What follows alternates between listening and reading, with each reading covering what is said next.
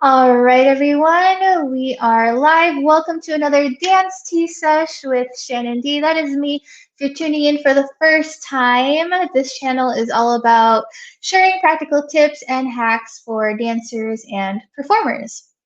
I also interview every week different artists in our community to give us some advice or just some inspiration from their own dance journey. So, today's guest, I'm very honored to have this very talented performer, dancer, friend, instructor. She's also an acrobat. She's such a multi-talented human being.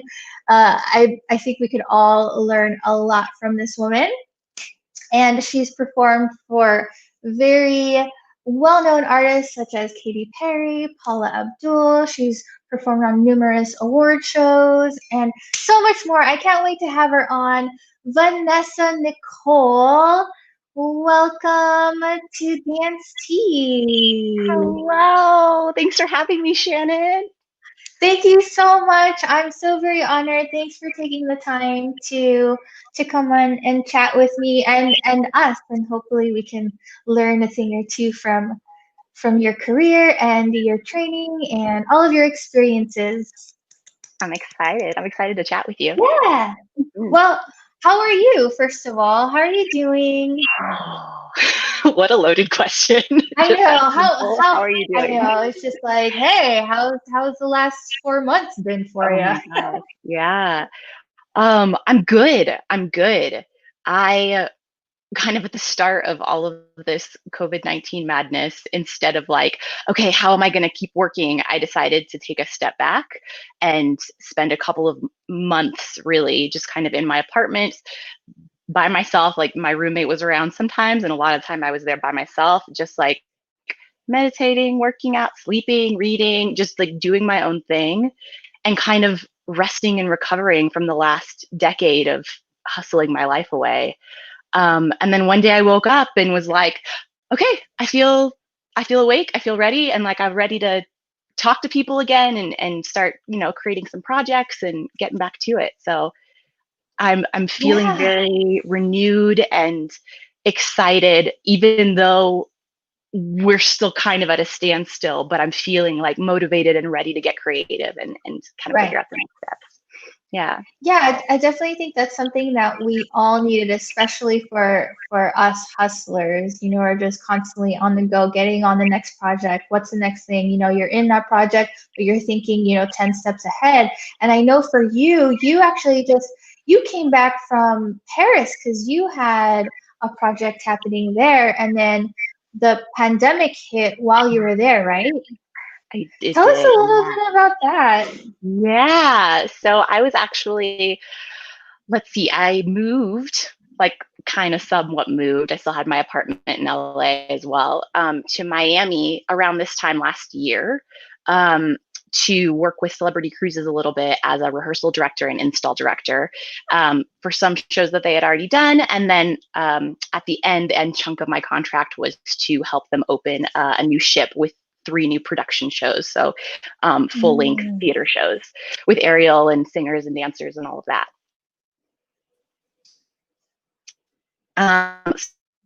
So we did all of our rehearsals in Miami. February came along, to be as the ship was being finished. And then before we could get any guests on board or really fully open everything, the pandemic hit. And so we all, had to kind of go into lockdown, and we all got tested. And those of us who were okay were able to get sent straight home. So I ended up heading back to LA in April, very beginning of April, April 2nd. Yeah, it was Wow. it was an experience. Gosh, I bet. Oh, thanks. It I'm was really glad you were safe though, and you're able to come back. So that's good. yeah. I actually didn't even know you moved to Miami. That's crazy. Um, Yeah, I mean, moved is a loose term. They had a little apartment for me. in this whole building that they had just for install directors and cast members and anyone who was traveling to Miami for rehearsals. But yeah, Right. I wasn't in LA since August of last year, Oh, August through, wow. it was supposed to be, I was supposed to be gone through about mid-May actually, and then ended up getting sent home about a month and a half early. So Oh, it was going to man. be like, what, 10 months or so? Right, So right. Yeah, I guess you just never really know. And especially from talking to dancers and my own experiences, take it as it comes and always try something new. Just never always be know. ready for the unexpected. Always expect the Always unexpected. Isn't that the saying? exactly. And I And it is think so true. that's a strong point that dancers have because they need to be able to adapt, and that's something that they've trained to do. As a dancer, you have to be able to adapt. So Hmm. um, it's tough, but anyway, before I forget, I would like to know what you're drinking. I have with me in this giant mug. It's a tea brand called Tea Pigs. Have you heard of Tea Pigs? No, I've never heard of tea pigs. It's a British tea company. Over here, I'm not sure how much it is over in Britain, but here in the States, it's a little bit pricey. So I splurge and I treat myself sometimes. But this one is peppermint and licorice. It's so delicious, so delicious. And that's what I'm drinking. Yum. Yeah. What are I you love me drinking? some tea. I am actually drinking. Have you heard of Harney and Sons? They're based in New York. Mm-mm. They're one of my favorite tea companies, and they make just some of the best concoctions. This one is a vanilla Komoro, Ooh. and it's a, but I got the decaffeinated version just because I want to be able to have some nice hearty tea in the evening without Mm-hmm. it, but it has that just vanilla homey feel, and if you add milk instead of water, it can feel like you're drinking a nice hot cup of cocoa. Ooh. Yeah, I like that. it's one of my favorite brands. But Yeah. well, you and I have known each other since I don't even know, but we danced together for the Follies. Yeah. Maybe since 2014, I I want to think say. so. I think I think so, that's right. 2014. I've danced with But them since 2013. I think you were just like slightly after me. yeah, I want to say 2015 I came on. Okay. But before that, I want to know Vanessa before that. Before the LA Because Follies. you're trained in so much. What did you first train in, and what was the art form that you first trained in or got interested in doing, or what really brought you into the world of dance? Yeah. So I actually, when I was 3, my mother, as I was the first child, and she was like, "Oh, I need to find an activity for my daughter." So she put me in gymnastics first. And I actually did that for about 6 years. Loved it. Oh, And kind of one day was like, I don't really want to do this anymore. But maybe like the last year or two that I was in it, my coach recommended that I take like a week, for the floor routines and to get a little bit more grace. And then when I quit gymnastics, I had been training for, 4 hours a day, 5 days a week for so long. I was like, I need more of something. So I started taking every dance class that my dance studio offered, which was ballet every day, jazz a couple times a week, tap. A couple years later, I did a lyrical class, and then obviously started with point shoes and everything. And then later down the road, maybe around, gosh, let's see, around much later, probably when I was like 15 or something, I started hip hop and modern, mm. but was still doing ballet, 5 times a week. So that was always a really solid Oh, base for me. right, right. Hmm. And you stopped doing gymnastics at that point. Yeah, yeah. I stopped gymnastics Okay. when I was 9. So that was quite early Oh, on. okay. But Hmm. that I want to say a lot of dancers who dived in gymnastics really helps them, as they get older, because, you're able to jump into things like acrobatics or aerial work very easily, right? Absolutely. Yeah. I really do think that it was those early years of kind of like that was the first thing that my body did was get this strength, like big strength, coordination, and kind of a fearlessness, I guess, um, Mm-hmm. which has served me definitely over the long term because I've always been that person. Like even when I was just wanting to dance and do nothing else, there if there was any little extra acro-y type of anything, it was always like, oh, I'll do it. Oh, I'll do it. And so Yeah, that's kind of been the springboard for me to jump into so many different um, art, like performance art forms from dance. right. Yeah. Well, I think that's what makes you unique, and that's what actually makes you valuable as a performer. And a lot of people don't realize that the more skills that you have, the more marketable you are. And that's why Mhm. I think you've been able to go so far. I mean, for well, how has it been for you? What kind of opportunities have you gotten from, diving into other art forms? Do you feel like it's really gotten you more opportunities than had you just stayed in one art form? Oh, for sure. Definitely. And I think, I mean, I've always been a type of person that kind of wants to do everything, which has been a little bit of a problem because with so many things to choose from, it's like, where do you even begin and like, where do you put your focus? Yeah, girl, And I I had feel you. I know you're extremely versatile and do all kinds of stuff as well. So I know you understand.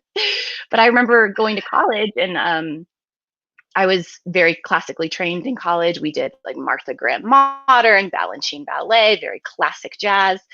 And a lot of the people I went to school with wanted to graduate and go to New York and spend however many years to get into this dance company that they had their eyes on. That's all they wanted to do was be in that dance company Hmm. or do that Broadway or whatever it was. They had a very solid focus. So it maybe took them a little Mm, bit longer, but they still made their dreams come true that way. And that's definitely one way of doing it. For me, it's right. been kind of like, all right, what's available? Like, what's happening right now? Uh-huh. Let me just jump in.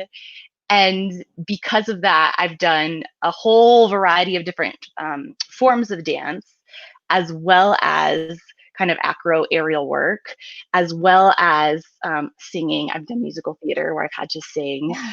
I've done like a little bit of acting. There's been a whole variety in the kinds of performance in terms of live theater work, um, like concerts, touring, dance company, to film and television, to award show, broadcast live type of things. Um, so for me, that's been very exciting, and I've really Hmm. enjoyed the versatility in getting to do that. And the more people you meet as well, it kind of just opens up new opportunities consistently.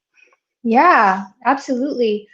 Well, for someone who would say, because here's the thing, a lot of people say, well, you need to be clear on your goals. Hmm. You need to be very clear. You need to know where you're going to go, especially if you're a dancer. What are your goals? And what would you say to people like that? Because that's clearly not how your approach was. Do you think that there's a right way of doing things? I do value that and agree with that in terms of being very specific in your vision and manifesting exactly what you want, because I do think that having that mindset every single day and knowing even in the back of your head like what your goal is 5 years down the road, 10 years down the road is extremely Right. powerful. Time to Hmm. find very specific things that I want to do. And I kind of feel like I'm actually reaching that point more now, um, after, 10 years of kind of just running around the entire world doing all of these things. And that at that time really was what my vision was. That was what my goal was. I wanted to travel, which I've definitely Yeah. accomplished that. I've been to over Oh, 40 different absolutely. countries. And I wanted to dance, sing, act, aerial. I wanted, flying, all the acro stuff. That's what I wanted, and that's exactly what I've gotten. Um, After having kind of the vague, broad a little bit of here and there of everything. I am now, like literally this year, kind of coming into a place of, okay, now that I know that I can do all of these things, like here's a very specific, small, like big, but smaller, identifiable goal with like names and locations and exactly what I want, which is exciting, I think, to kind of start this new journey, really. Absolutely. What are you working on? Well, let's see, my two main goals right now, because I have a few over the next like 10 years.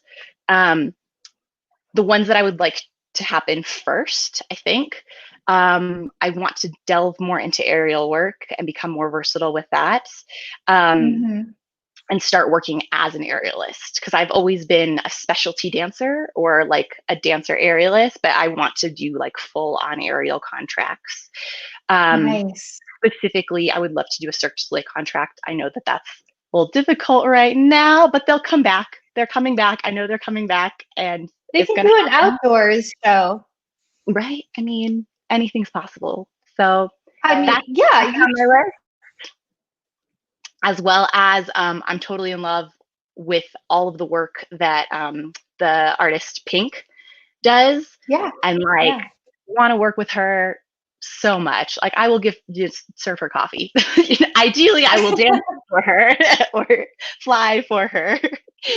But like anything to do with Pink, I would absolutely love to work with her in the next couple of years. So those are my two things I'm putting out to happen next. Well, you already put it out there, so it's gonna happen for Oh, sure.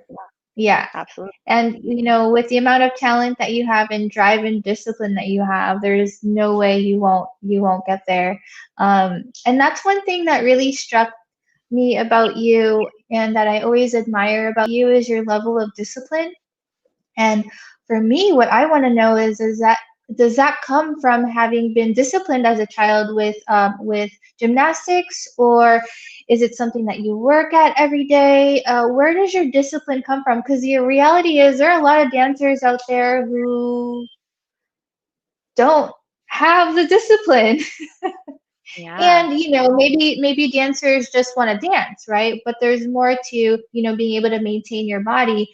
And the thing with dancers is they don't treat their bodies as if they're athletes. And hey, no one's perfect. I'm definitely nowhere near perfect, but and this is the reason why I wanted to create something is to get dancers' mindsets, just have it shift a little bit differently instead of, oh, I just want to dance. Well, what about all the other things that you need to do to take care of your body? That was a long-winded question, but No, I think that that's absolutely true, is that even if you only want to work as a dancer, which is awesome, that's great, that's still a full-time job. And that means not only going to the auditions and making sure that you're looking the part and being, on time and professional and ready to go into all of those many hours in the in-between, which there will be many, where you have to continue to maintain your tool, which is your body, and Mhm. that does not just include exercising and continue to dance and making sure your flexibility is good and your joints are good and your muscles. That's also making sure to put the right foods into your body, which, as we get older, I think these things come a little bit more naturally because you start feeling things very differently. So it's a Right. little bit more difficult to like come to Los Angeles at 18 and like have all these practices already. But the earlier you start, the more longevity you have as a performer. Right. So you're not saying like, oh, now I'm 30, that means I can't dance anymore. Oh, now I'm 40, that means I can't dance anymore. The people that I have seen, who I've most respected in the industry and who I still respect the most and look up to and admire and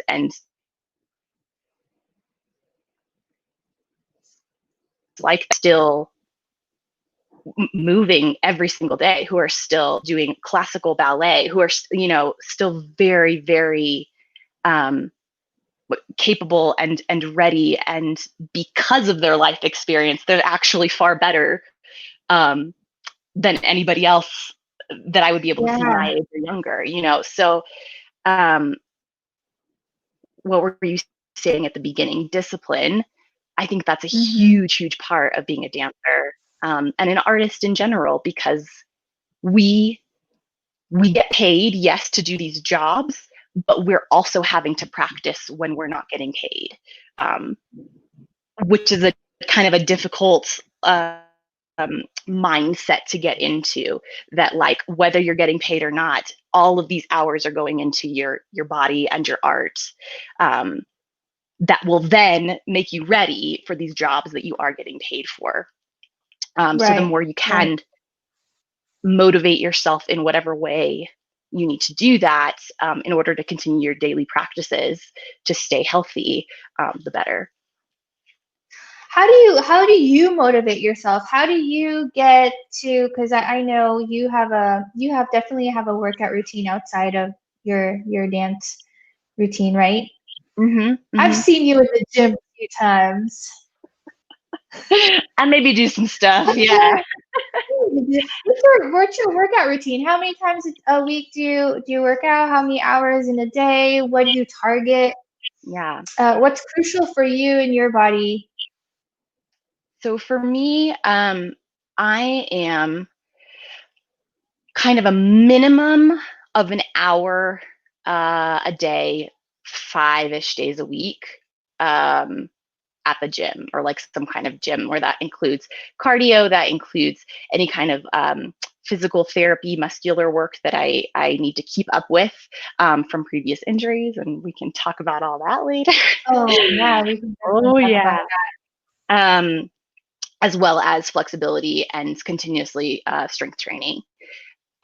Recently, that's kind of changed because I just have so much time now, that I've been spending kind of a minimum of 3 hours a day working out on my own, about 4 or 5 times a week. And that includes I've gotten really into yoga lately. Nice. Yoga, that includes circuit training, running outside, whole variety of things. I think that I am kind of naturally a person that's like very goal oriented, direct, like able to follow through on plans. I love making to-do lists and I love checking stuff off. So like that's kind of my personality. So it comes a little bit more naturally for me to have daily discipline. But I think also that's kind of been my whole life. I was homeschooled and had, that was a lot of, my whole life until I went to university. And so like there was a ton of discipline needed for that. I didn't really have somebody like make it, like we didn't really do grades or anything. So it was a little bit looser of a program. So it did take a lot of personal discipline to make sure that the work got done every day. And then, gymnastics is obviously like very discipline oriented. So starting that so young. I mean, maybe it's just that I've had kind of the mindset since I was younger, but I think that's kind of my natural personality as well. Yeah, I think so. And that's something that, the other thing that strikes me about you is you're the type of person that no matter how you're feeling, whenever you walk into a room, you always just have that positive vibe and glow. And is there anything that you do that keeps you in that level of high aura, energy level? Because the reality is, dancers, I mean, you've worked with so many dancers, we've worked with so many dancers, and there are dancers who are like happy and peppy, and then there are the ones that are just schlepping all the time, and I think that makes a huge difference with opportunity, that level of energy that you have, and when you walk into a room, what kind of vibe you're creating within the group space that you're in. Absolutely, because I think that, there's so many talented people in this industry, and there are so many people looking for only so many jobs. So we're in this constant competition to get these few slots that are available for things.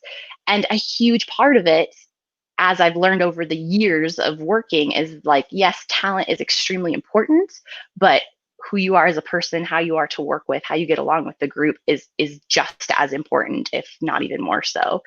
Because obviously people want to work with people who they enjoy being around. Yeah, of So I course. think it is really important to take the time to figure out what you need personally in order to feel, how is, like, I guess, fulfilled and full power, not just physically but mentally as well, in order to Hmm. take on the many constantly changing challenges of the day-to-day life in the entertainment industry.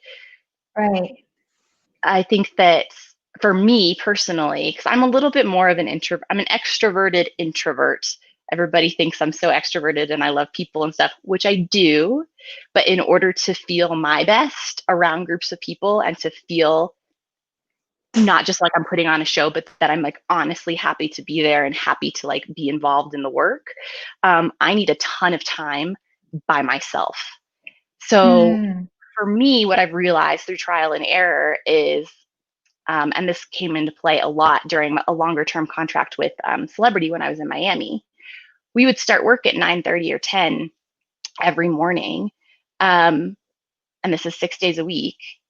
I had to wake up at around 5 or 6 in the morning so that I had enough personal time in order to be able to make it through the 9 hour day every single day. I Mm. needed to get up and meditate and like be able to sip my coffee and journal and just have a moment. And then I would go to the gym for an hour to an hour and a half and come back and shower and prep my food. I mean, all that takes time.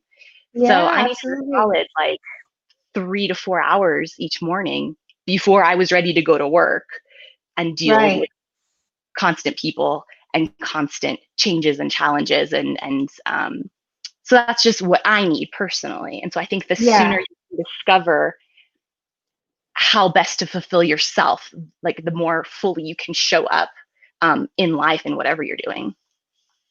Well, that definitely makes a huge difference, for sure. And you can totally tell, people who just woke up to come to rehearsal and the people who are just extremely prepared already. Yeah, I found that that's kind of the same for me. I need at least minimum, bare minimum, stripped, 2 hours, Hmm. 2 hours before something.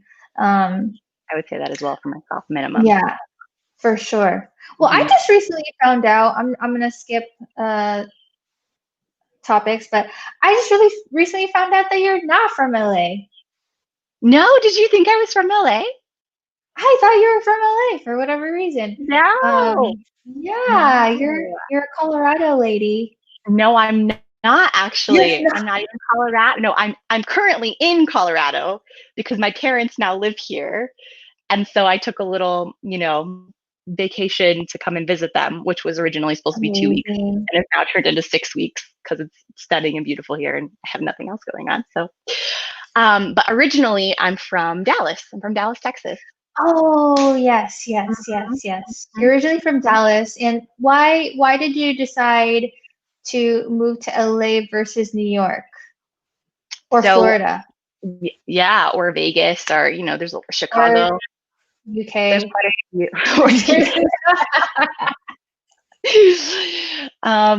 Let's see. Straight out of college, I actually did 3 years of work with Celebrity Cruises as a performer. So that's where I started Mm. doing aerial work. And so I was working on the trapeze as well as dancing in all the production shows. And I was also working with a company called Spirit Productions, which kind of tours around and they do casino shows. We work in Canada a little bit. So I was getting like my travel in, which was very exciting. After about 3 years of that, I kind of went, okay, I'm enjoying myself. People are great. This is fun. But I felt like I'd grown and then I'd kind of like reached a point, and I wanted to Like a keep plateau. growing, keep pushing Hmm. myself. So my my main places I was looking at was New York, Vegas, or Los Angeles. I chose LA because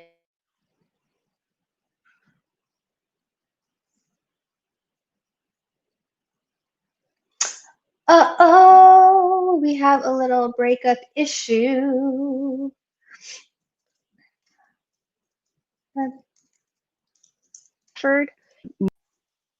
Let's see. Okay, I see you now. Yeah, we're back. You're back. So you were deciding on LA. Yes, I decided to go with LA because there was a huge variety of work. I knew that there was live performance as well as the film and television industry, which I was extremely interested in, as well as more like commercial contracts working with musical artists. And again, at that point, I was very much like, I don't want to spend 2 years on a contract doing one thing. Like, I want to Yeah, jump around as much as possible and get as many different things. So LA to me sounded very exciting.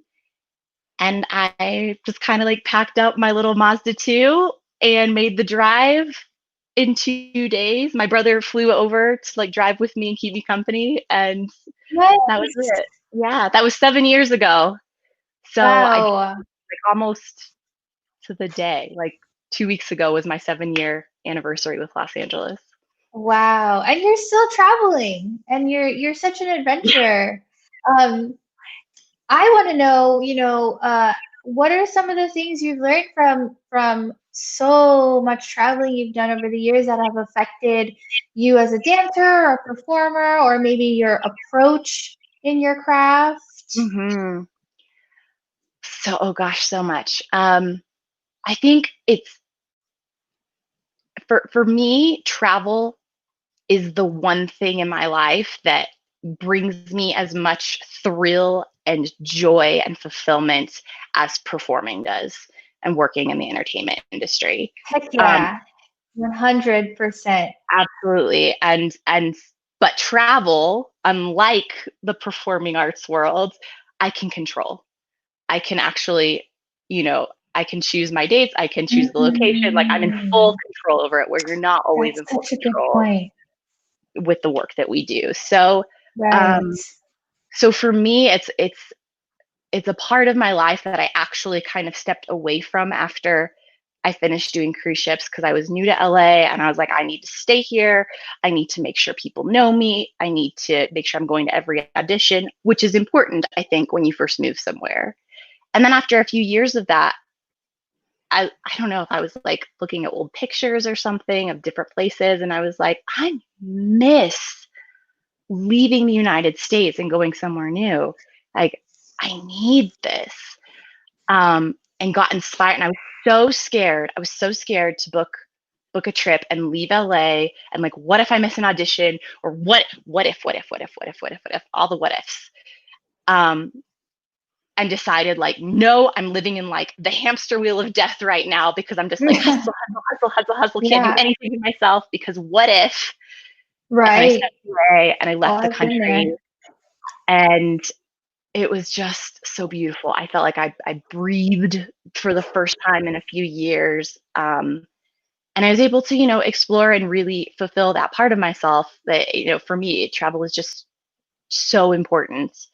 Um, and I think realizing how happy I was, even though I was away from LA and even though I had maybe missed that audition or like said no to a job or whatever it was that was so scary, being able to experience it and go, look, I'm still alive.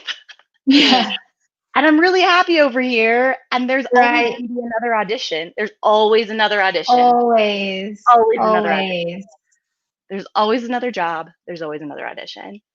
But help me kind of get in that mindset and help, which I think is extremely important, again, for the longevity of the career, because you have to be able to just kind of roll with the punches, and things ebb and flow, and you cannot just spend your entire life just crazy hyper focused on your work. You'll go crazy, which I was doing. um, Mhm, mhm. so for me, that's a huge important element of travel. And then beyond that, getting to just get to know people in general, because people are kind of all the same around the world. Like Oh everyone yeah. has like their basic needs that they need fulfilled. And like, yes, there's better and worse ways to go about it. And of course, you get good and bad people in any part of the world, including the United States. But you just kind of, I don't, like, people are just people, and just getting to see how everybody lives is just fascinating to me, and really, I think, grows you as a person. And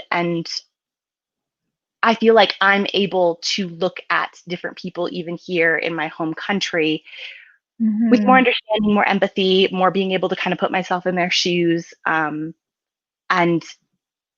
be able to get along with a wider variety of Right. people, which is also very important when you're doing, a gig here, a gig there, a gig there. Like, you never know who you're going to be working with, and getting along with people is part of the job. Yeah, you need to be able to communicate. You need to be able to connect, especially if you're doing, uh, you're doing an atmosphere gig where you're not on stage and you're not doing a routine. You have to be able to connect with people because you're the one in charge of creating this, beautiful, high hype energy. Yeah, even for me, I think I think traveling and meeting different people and culture and shocking yourself with culture Mm, is extremely important, especially if you're in the entertainment world. And even as a dancer, you are an actor as well. And I can't even tell you how many times where I was just, I met someone in whatever, I met someone in Greece, and then for whatever reason, that person just really stuck with me. And then, I'm in an improv class, and then I'm acting like him. You yeah, just don't know. These are tools that you can get on a daily basis. It's 100%. amazing. Yeah, it's really funny the amount of times in the last few years that I've like seen a person, and it's either their body type or just their entire personality or something that is directly from like a Disney movie I saw or some cartoon or something. It's like nothing is original. These people actually exist somewhere in the world. Like these Tiger characters. King.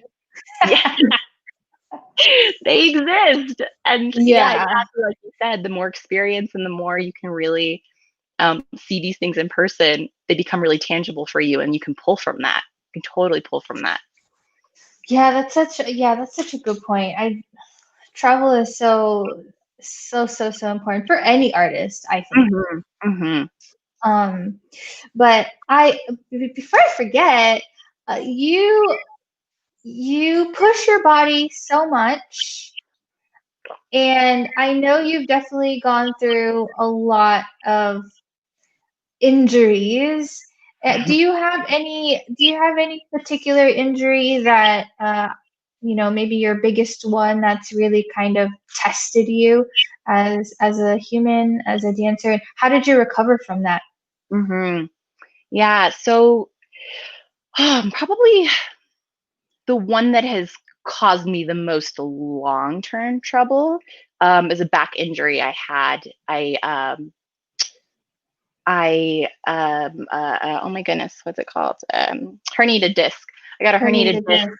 Hmm. between my L4 and L5, my lower back, when I was finishing my contract, my last contract on Celebrity Cruises. So this is back in like very beginning of 2013. And as the shows were going on, I was realizing like I was finishing shows and going backstage and just losing it completely in tears because I was in so much pain. And I was like, I'm pretty Oh, sure that I didn't start off my contract like this. Like the pain came on so slowly, you just kind of get used to it incrementally. yeah. And then it was just so bad. I'm like, I'm sure I didn't feel this way at the beginning of my contract. So discovered I'd herniated this disc. Um, Went through a few months after leaving the ship and going home of like massage therapy and some physical therapy for it. I never got surgery. I didn't want surgery if I could help it. And the doctor told me that it was something that would never recover. Wow. I would never heal, and I would never really be able to like bend my body again in the same way. It's like, oh, you touch your toes before, you probably won't ever be able to do that again. So he's That's telling what he me, said? oh, yeah. I hate it when doctors say that. I'm freaked out, but like don't think that surgery is really the option to fuse the two vertebrae Well, together. I'm surgeons, like, what will doctors that are do? always going to tell you that, right? Yeah, but it was very extreme and just very negative. Like, there's no hope for you, pretty much. Like, oh, you're a dancer. Yeah, you won't be able to do that anymore. So, me being super stubborn, I had my moment of like, oh, woe is me. My life is ending and I'll never be able to dance again. And then I was like, nope, moving to LA instead. And I'm going to be a dancer and it's going to be great. Um, and, over the months, like, it got to be kind of, I could deal with it. Like, there was probably a fair amount of pain, but he had told me it wouldn't get worse. Like, even if I experienced pain, it wouldn't get worse. So I wouldn't do anything too crazy. Um, but I was like, I can't stop moving. Like, I feel horrible when I'm not moving. And then, kind of very slowly over the years, the pain got less and less. I was careful with it, and I was careful not to do anything too back heavy at the beginning. And I'm not saying that this is the best way to recover from an injury, because I like just didn't know better and was just like, I'm not going to stop Right, moving. But I didn't like right. seek out professional help of physical therapy or anything, which would have been the smarter idea for anybody who's watching. Always go get like some kind of physical therapy that will help But it you. also depends on the physical therapist because Yes, not all physical therapists are are created created equal. equal. Exactly. Yes. So I kind of took this on my own. I was just basically super stubborn. So over the years, as I learned a little bit more and kind of fine tuned some techniques to keep my spine healthy, and as I started experimenting with food and completely changed my diet, and as I started using a lot of essential oils, and as I started incorporating regular massage and chiropractor appointments, and recently I've got an acupuncturist that I love working with. All of that 24/7 work that we do to keep our bodies healthy, my spine did get healthier and healthier and healthier. And now I'm at a point Wow. where I don't think my back is quite as flexible as when I was younger. But at Hmm. the same time, I know that I can continue working on my flexibility, and it's just a long-term process, and it is continuously getting better. And I don't really experience too much pain anymore. Um, Wow. if I do, I know where it's from, because I know now that my hips tend to slide out of alignment. And when my hips are out of alignment, it pulls on my spine and my glute gets really tight. And then my hamstrings and so as I work Mm. on these muscles and release my glute and get a chiropractor appointment to adjust my hips, it's like, oh, the pain just disappears on its own. Like, there's so many other little things um, that you start Wow. learning about your body, and about exactly what affects what and how you can continuously keep yourself in shape for the long run. How often do you see a chiropractor? Um, it kind of depends on if I have a specific injury or anything that I'm working with. Um, I've seen him as often as about 3 to 4 times a month, but it's usually like once every couple of months Right, if right. I'm in town, because I have one chiropractor that I love going to see. He's in Studio City. Um, and he's like the only person that I will go see. I've had terrible experience with chiropractors before him and was like, I don't know about this. And then met him and was like, nope, I'm in. Great. Oh, well, what's his name for people that may want to be interested in? Yeah, this And is Dr. Greg in Studio City at a place called the Health Spot. the And I health know a few spot. other people, my friends, that have a couple other chiropractors they love, but I've seen Dr. Greg. I've had good experiences with him. I would so highly recommend him for all of your chiropractic needs.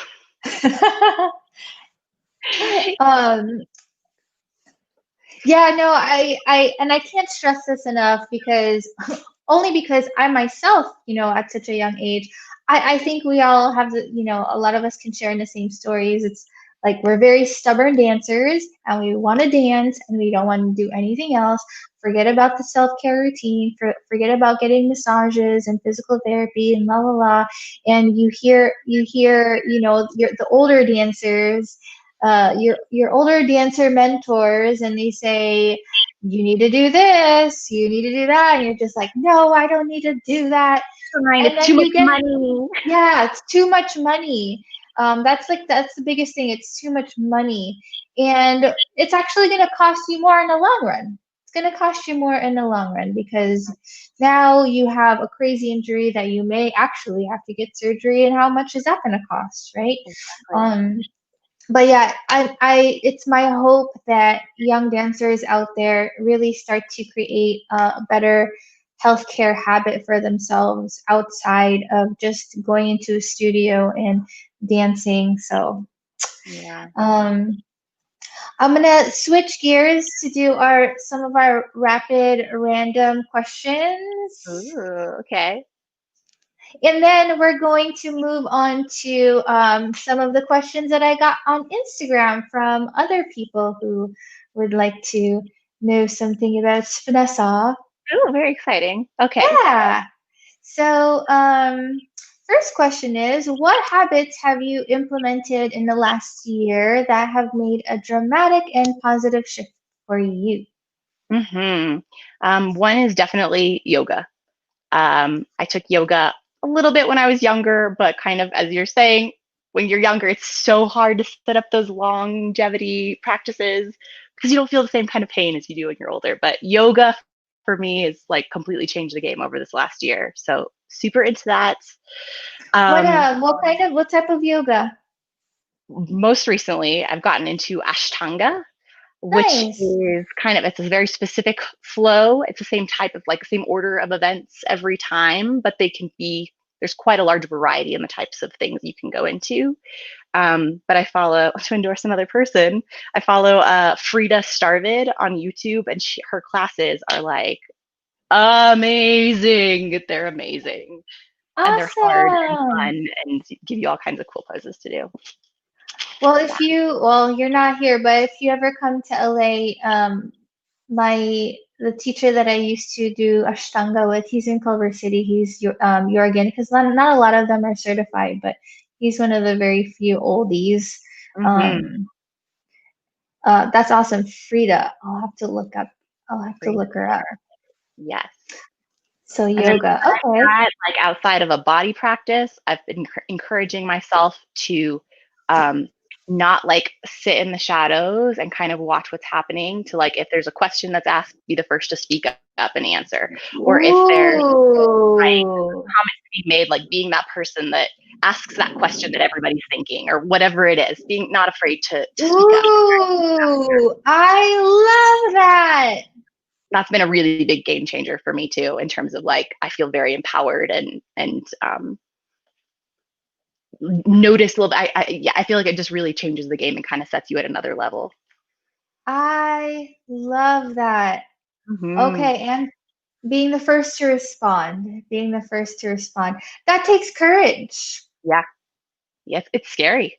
It's scary, It's very especially in a scary. room full of people that you don't know very well. Yeah. Mm-hmm. Do But you pushing experience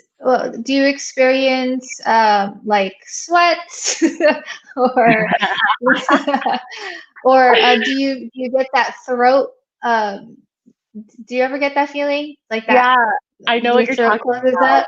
Yeah, I've had like the little shakes in the hands before, like where you're like kind of trying, or you're trying not to hold paper because like the paper will shake or something. So like trying to hide your hand because like my hands will shake a little bit, or sometimes my heart will just flutter ever so slightly faster. I'm like, no, I'm going to do this. I'm going to, and like just from speaking up, like it's not that big of a deal, and yet it's such a I big deal. know. It's such a big deal. It is a big deal. Especially in dance, which is such a silent art. So you're just taught to step back, don't say anything, don't comment, don't ask questions. You just do the job. So speaking is a really big deal. Speaking is a I can 100% agree with you, and that's one of the reasons why I feel like I've learned so much through doing these interviews because I don't speak, I dance. That's how I Mm-hmm. communicate. And Yeah. I've had to really exercise the way I speak and also examine some of my habits that I never even knew I had, aka how many times I say like or many, many times.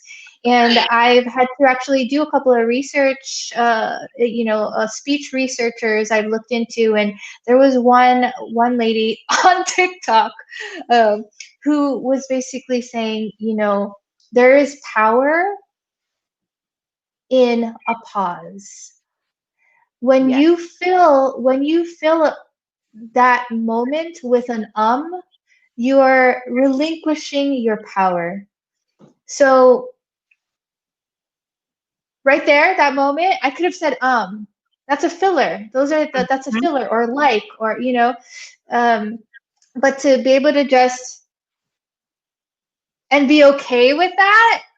And my attention just goes to you. I'm like, oh, is she gonna speak? It's true. There's What? power in there. Yeah, I never even realized it until yeah. she said it. And I thought, oh man, that is just absolutely amazing. And now whenever I speak to people, I observe how many times they say, well, I've always done that, but I observe the people who say the versus the people who decide I'm gonna take a pause. Because that's actually a conscious decision that you're making, I think. Absolutely. At least at the beginning to get in the Brilliant. habit of it, In the habit of beginning, losing. yes. Yeah. Yes, that's so brilliant. I'm totally going to take that into practice, is being the first to respond. That's amazing. Love that. Um, Next question. If you could go back in time to give, let's say, your 20-year-old self advice, what would it be? Yes. Or 18? One big thing would be, or 18, yeah, just to tell myself that there is so much time, that dance does not have to end at, you hear 28, 30 years old, like, oh, you're too old to dance. 40 years, too old to dance. No, there's so much time.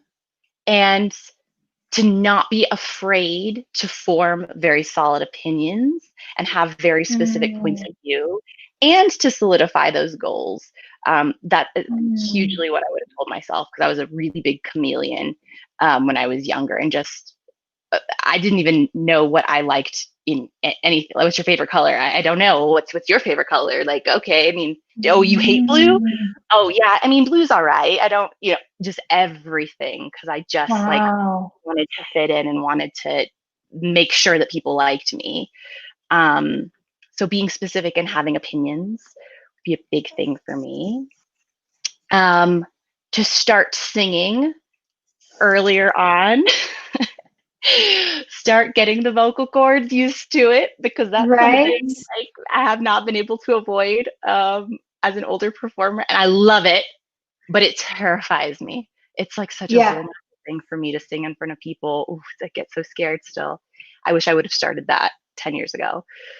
Um, and Do to you like focus. karaoke?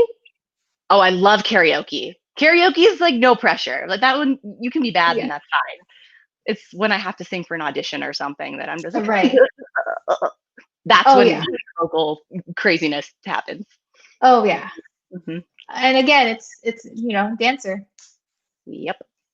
I will move in whatever way you want me to move, but you want words to come out? I don't know about that. Do you think this just came up? Do you think that there's a big percentage of dancers out there that chose to become a dancer because they just wanted to avoid speaking as their way of expression? Yeah. I mean, I think that might kind of be what I did. Like, I had I think that's kind of what so I did too. much. Yeah, and I've actually journaled about this type of stuff too. Like, I had so much to say and so much I was burying in terms of who I was and what I wanted and what my opinions were and everything, that like movement was the only way that I could release Wow. anything, because I was so afraid to say it. Yeah.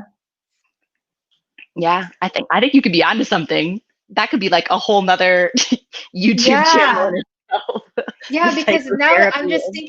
I'm thinking of all, like, all of the dancers, that my dancer friends that are just extremely talented in dance and physical movement, and then I think about their their personalities, and a lot of them are quiet, or they're more comfortable being on stage rather than being themselves in person. Mm-hmm. That's how Oh, I am. That's how I absolutely. am for sure. Yeah. I'm more comfortable taking on a role versus, hey, Shannon, go up there on stage and be Shannon. Yeah. As soon as I've had to do that, and as soon as the first time I ever had to do that, I was freaking out because it was a vulnerable, very vulnerable place. And that's still speaking in a way. You still have to have an opinion, an idea, and go with it, and you're on your own terms. That's something I have Yeah. realized for sure, is that I spent so many years loving performing as long as it was someone else's work, because it was still them Mm. creating their opinions and me just being able to like fall into what they wanted me to be. And I love that. Mm. And I was able to express myself enough within that to fulfill me to continue forward. Um, and then as the years went by, and I was like, wow, you're like messed up. And as I've worked through that, I've become more creative little by Yeah. little on my own. And now I don't have as much of a problem like choreographing something or, wanting to create things. That was never something I experienced when I was younger. Wow. Wow. This is amazing. The I'm aha the moment. the Why do we aha dance? moment. What? Why do you dance? Because I don't want to talk. No, I'm kidding. But I'll do it. But I do. That's not the only reason. The language itself is limited, and dance is the other option. So, Absolutely. Yes, uh, dance is a universal language. And universal you language, can and express so hmm? much. And you can Oh, express so much even within other people's work, that it really is a beautiful, beautiful thing. and it breaks borders, Mhm. meaning I can communicate to someone who doesn't understand English. Mhm. Yeah. It breaks cultures, it's completely universal, and that's what I love about dance for sure. Yeah. Um, okay, this is a big one. I don't even know why it's on in this set of random questions, but um, what are some of the biggest challenges that you have faced in your life that either has set you up for success later, or when looking back, you realize was a blessing in disguise? Mhm. I think that going back to the injuries thing, those have actually been blessings in disguise, Mm-hmm, mm-hmm. because most recently, when I was younger, I had both of my meniscus cartilages in one on each side. Um, Operated on when I was a teenager. He didn't know any better. Wow. Doctor said surgery is the only option, otherwise you're never going to recover, blah, blah, blah, blah, blah. And I was like, okay, and got surgery. Oh my goodness. With that comes just solving or taking away the symptoms, but you don't actually solve the root cause. And for me, the root cause is that my glutes weren't firing correctly, and I wasn't actually engaging the right muscles in my legs properly with even just Huh. walking. So years later, guess what? My left knee got a meniscal tear again on a job, and um, instead of rushing to surgery where they would take away more cartilage, which can never be recovered, so you're just Yeah. losing cartilage, bones potentially touching each other. That's not good. Um, I was like, okay, how can I like solve the root cause? And from there, really delved in deep with physical therapy and continuously making sure to strengthen the right muscles, um, create the right habits in my muscular patterns as I'm doing different activities, which takes a lot of focus and consistent work, but Absolutely. it's totally possible. Your body trains pretty quickly. Um, I'm making sure the right stretches were incorporated, whatever it is. And I've been able to continue on. I think this was what, like 3 years ago now or something, and I'm still doing all kinds of stuff. And I'm not planning on stopping anytime soon. Um, so I think that being able to look at that and go, what's the root cause? Again, in life and with anything that I'm facing, will be able to set me up for success and keep me moving for way longer than maybe I thought when I was younger. So blessing in disguise, the Mm. big injuries. It's always the as injuries. well It's always as the kind of a pain long mat. points. Yeah, yeah. And same thing, I had some internal organ issues a few years back, and doctors were like throwing around like precancerous and blah blah blah, and I was like, Oh my you God. hear the word cancer and you freak out. Um, but again, that motivated me. They're like, oh, this will never go away, never go away. And I was like, yes, it will. Yes, it will go away. And I'm gonna keep figuring out new practices to implement until I figure out what works for my body. And that's what motivated me to really change my diet and put foods in my body that are really serving growth and healthy living, to start reducing stress, just start sleeping more and really valuing the hours that I spend in my bed, to making sure I'm not over Hmm. exercising without eating enough, and all of those really unhealthy habits we can very easily form as dancers, especially if we're running around the city all the time. Especially, yep. So again, those kind of health issues that seem so scary in the moment, you're like, why me? My world is ending. But actually being able to recover from those and become stronger and create really healthy habits for the long term. It's always the healthy habits. Healthy habits, you guys. Healthy habits. Healthy habits. Healthy habits. Longevity. Um, Dance forever. longevity. Quality. Um, Mm-hmm. one more thing that I want to know is if you had to choose a different career outside of dance, what would it be? Yeah. Okay. So I've thought about this before, and I'm like, okay, if I wasn't a dancer, well, I'd just want to like act and keep performing. So I'm like, okay, taking away performing, what would I do? Um, I still think I would want to work in the entertainment industry, just on the other side of the camera. I would want to be working like in Ooh, logistics or coordinating or somebody's personal assistant or whatever it is. I still think I would want to work in entertainment. Like, it's crazy and it's unfair sometimes. It makes you want to just scream and cry. But at the same time, I love it so much. I love everything about entertainment. And I just don't see myself doing anything else. good answer. Yeah. I love Yeah. entertainment too. It can be Yeah. anything. Exactly. Um, okay, so let's move on to because I know we're kind of going over a little bit over time, but thank you Wow, for I got a sticking lot to say. around with me. Yeah. um, we have a few Instagram questions.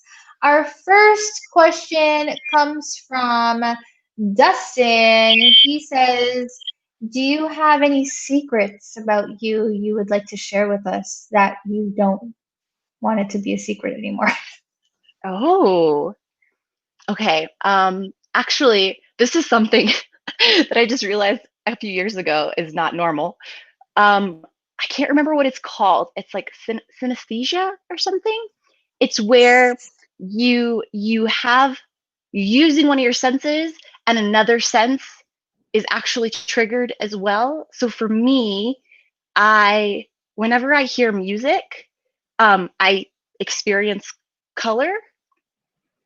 So for Oh, me, the two are inseparable, and I didn't realize like most of my life that that's not a normal thing. I just kind of figured that's what happens with everybody. And then I said something about it to my mom, my brother, and they were like, "What?" No, when we hear music, we just hear music. And I was like, "Oh." So anyway, apparently that's a thing that I do. That's weird and was a very secret. cool. Synesthesia. Synesthesia. I think Have that's to what look it's into called. that. Yeah. Well, we can Google eyes. Hmm. Um, and his next question is, what was your experience like working with Katy Perry? Oh, that was craziness. So we actually did quite a few smaller gigs with her. Um, it was so powerful feeling her coming into the room because she runs like a friggin' empire, and she makes all of her creative decisions, and she is like major boss lady in charge. There's no one else that's like, oh, you should be doing this. Like, she makes all the decisions. So getting to like feel such a powerful female presence was so inspiring, so inspiring. And because our gigs were quite short with her, we didn't get to like interact with her very much. Right. But even just getting to like feel this confidence and power and just like knowing who you are so fully, I was like, oh. So it was a very like impactful moment for me getting to work with her like that. I totally agree with you. When I first met her, she had hired us for. Do you know the Bragg's company, the apple Yes, like the cider apple cider vinegar? vinegar. Yeah. Uh-huh. Yeah. So that lady in the front of the Bragg's, okay. Yeah. I guess for whatever reason she's related to her, and it was her, I don't know, 90th birthday or something. So she hired us to perform, and I remember thinking, man, she is a force. She's a very You direct literally force. feel it when she Yeah. walks in the room. Like, you can feel her. It's so You can powerful. feel what she wants, you can feel what she doesn't want. Very true, yes. Which is important. And that's a leader. That is a Absolutely. quality leader. Yeah. Yeah, I totally know how. Yeah, Yeah. 100%. This Mm-hmm. next question comes from Natalie. She asks, what is your laundry detergent recipe? These clothes still smell bomb. I don't know what she's talking about you, but you probably do. What clothes? Oh, is this Natalie Davis? Yes. Yes, I was getting rid of a whole lot of stuff, and she was like, "Hey, can I look through those bags and like see if I want anything?" I actually use. I've experimented with a few different things, but I'm actually using just kind of an easy way out right now, a detergent that I don't make myself, but it's from doTERRA, and it's On Guard, which is like a protective immunity blend. So it's based with that, and it's got like cinnamon, Ooh. clove, and orange in it. Um, but it's one of those like high efficiency blends. So you use like this much, and it cleans like this much, and super good for the environment and all that good stuff. So doTERRA Okay. On Guard detergent, Natalie. Natalie, there you go. doTERRA. Mm-hmm. Um, and I have one more question, and I think that this might be a really great last question, actually. Do you have any advice for young dancers about the industry? Oh man, yes. My goodness. Um, I would say if you have any idea of who you want to work for, what kind of dancing you want to do, look into, especially because we have so much technology available to us and Mm-hmm. everything is online. Um, Mm-hmm. look into precisely what choreographers you want to work with. Look at their names. If they ever are teaching Mm-hmm. master classes, make sure that you're there. If they're ever doing any kind of audition, make sure you're there. But not only looking at the choreographers, but looking at who their assistants are. Because oftentimes we will get a lot more time in the room, either in a class or, you're doing like a workout class or something, and like there's this person, whatever it is, the assistants are usually like more kind of running around the dance studios and things a little bit more, and like maybe on like the random gigs that you would be on, even if you're not interacting Mm-hmm. regularly with the choreographer. Something somebody told Mm-hmm. me a while ago, and I was like, ooh, that's good.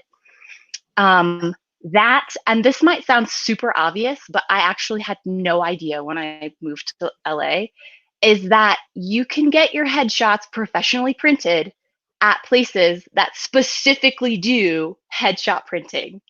Like, not my horror story of moving to LA. And I'm like, oh, 8x10. Okay. So I go to CVS and I was trying to print it out. And I'm like, why does my 8x10 like not look like all these other people's that have like the nice border and they've got their name on it and it's like matte and looks so pretty. And so then I would like experiment with different apps on my phone trying to create borders and blah blah blah, instead of just asking somebody like, hey, where'd you get your headshot done? So anyway, probably spent like a solid year in LA like printing my headshots at CVS. So silly. So yeah, that can be done at professional places, and it's way cheaper doing that way than like $4 a print at CVS. 100%. Guys, if you're in Los Angeles or if you're planning on moving to Los Angeles, NoHo copy. No copy. NoHo copy is Save where your it's at. life. Yes. And the more copies you print out, the less it's going to be for you. Yes. And And I one think other thing. Oh, go ahead.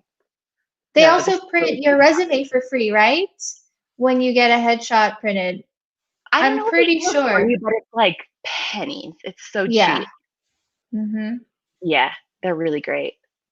And then completely switching topics, but also advice, as I would say, always carry floss around with you too. That's something I always have with me, floss. Especially like with all like the chia seeds and spinach and stuff that I floss. Always bring floss with you and always check a mirror before going into an audition room or a casting. I think that's really great advice. No, I think all the points, yeah, especially the one that you said about the assistant. That's really important too because they're more reachable as well. Mhm. And and you're getting almost you're getting the same training, but probably and through them and probably even more. That's actually, yeah, that's Yeah. that's Well, a and really because when great you go point. into an audition room too, I mean, if you're at a casting with us 200 people all trying to Mhm. go after, 10 spots, who's going to get hired? Again, kind of what we were talking about earlier, like talent is super important. Yes, and you need to be able to like give whatever they're telling you to do. But if you're familiar as well, then it's like, oh wait, yeah, oh I know that girl. Oh, I talked to her once. Yeah, she was really nice. Oh, like, oh, she, gave me some extra quarters to feed my meter. Or like, oh, I'm taking classes Mm, with her, or whatever it is. It becomes that like, oh yeah, right. that good person thing, easy to work, friendly, whatever, that is just as important as what you bring to the table as an artist. So the more familiar you can get and more friends you can make, and the more, the longer you're around becomes easier and et cetera, et cetera, et cetera. But Right. definitely, Right. yeah, that was a great piece of advice someone gave me a couple years back. And I was like, oh my gosh, yes, duh. It's the little things. Yeah. It's the little things. Mm-hmm. Yeah. And that's something that, if you've been training in dance, right? You're trained to dance, Mm-hmm. but you're not trained in anything else. And that's part of the issue is there's so much more to it than just showing up to an audition and, showing what you got. Exactly. So much more. But Yeah. wow, thank you. This has been absolutely amazing. It's so nice to get to know you that much more and get to know your past and your goals. I really hope that you get to work with Pink. Definitely not this year, but Not definitely this next year. year. Yeah, there's always next year. There's always that There's next a that next opportunity. It'll come at unless some she point. decides to do like a socially distant music video or Right. something, There then she goes. I'm done performing forever. And then I'll be like, no. why? Um, Why? Tell us where people can reach you, Vanessa. Do you have Instagram, Yeah, Facebook, or I anything like that? do. I do. I'm on Facebook, but I'm not on that one quite as regularly. But it's Vanessa Nichole on Facebook with an H, if you can see. And then on Instagram, it's at Lady Vanessa Nichole. Oh, and there it is Lady, on the there screen. it is. Yeah. Yes. And then if you want to watch, And any videos and, check out like my bio and all that stuff, you want to like read a little more, be able to get in touch with me again more directly. I also have a website, which is www.vanessanichole.com. And that's something I would also highly recommend everyone have, just a place easy. All your materials are there where you can just like give off that one site to whoever might potentially be looking into casting you, and Mhm. everything is there. Absolutely, 100%. I actually, my friend who is a drummer, she gave me this advice because uh, she uses her Instagram now as a type of resume or a portfolio. So her Instagram is just her portfolio, and yeah, she'll have some, of her stuff too. But that actually helped me a lot to think of my social media as more of a, oh, I can use this as an easy place for people to just check out my work. Definitely. Um, Yeah. And get a vibe for instead who of you are. Yeah. Instead of just keeping it personal, you know. Um, well, thank you so much again, Vanessa. It was so lovely, lovely, lovely to get to talk to you. It was And amazing to chat. Thank you so much for having me. I was truly honored to ask you, and I was like, "Ah, me interviewed? Yes, thank you." absolutely, I think you're absolutely phenomenal, and I think you have so much to offer people, especially, dancers who just lack direction. Mm, And you truly see that in even in the way you walk, in the way you talk, you have direction. And that to me is a very, very, very important to have as a person, as a dancer, or just as a human, in general. But mm, mm. thank you again. Um, before we get off, I just wanted to say next week's interview is going to be with a special person as well. Her name is Jelena Carlano. She is a director of Belly Dance Evolution. Some of you may already know, aka the entire belly dance community of the world. And so please stay tuned. She will be on Tuesday at 12 p.m. So that's Tuesday, August 11th at 12 p.m. So thank you again, Vanessa. Thank you. I will see you soon. Thanks, everyone. Bye, guys.